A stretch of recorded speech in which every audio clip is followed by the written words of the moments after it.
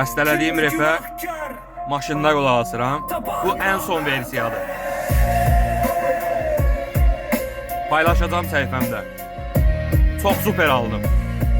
Adını 5 il həbs koydum. Çünki Azərbaycanda bunu paylaşsam 5 il həbs düşürdü mənə. Ən azı. Sistem çürüyüb kaldım güçlü ayakta. Hakikat bastırılıp derin bir torpaqda. Hamı susar mən yox sözüm var torpağa.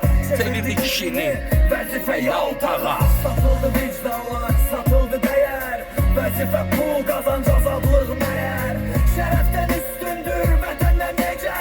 Ölüb gedəcəksən onsuz bir gecə. Ölüb gedəcəksən onsuz bir gecə. Ölüb gedəcəksən onsuz bir gecə. Çox qəşəng aldım.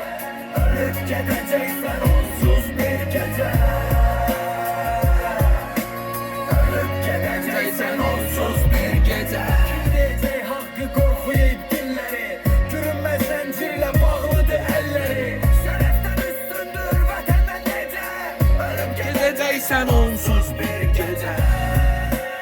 Çox qəşəng. Ləzzət eləyir. Ölüb gedəcəksən onsuz bir gecə. Mən reper deyiləm, sözlərim acı.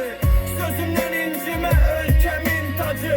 Tüpürüm o ömrə vəzifəyə ki, əlamda yalnızsan buyruq alacaq. Satıldı vicdanlar, satıldı dəyər.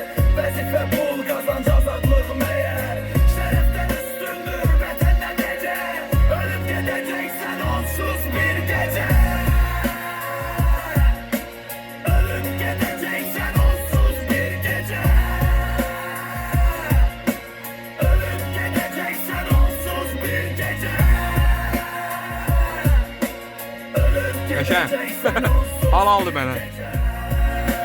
Bomba kimi. Ölüb gedəcəksən onsuz bir gecə. Çox qəşəng. Bravo. YouTube səhifəmdə paylaşacağım bunu.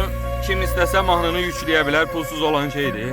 Qaroçi. Amma bu mahnı Azərbaycanda mən bəstələsəydim, ən azı 5 il həbs düşürdü mənə. Çünki sözləri çox ağırdır. Yeri var, xoşum gəldi.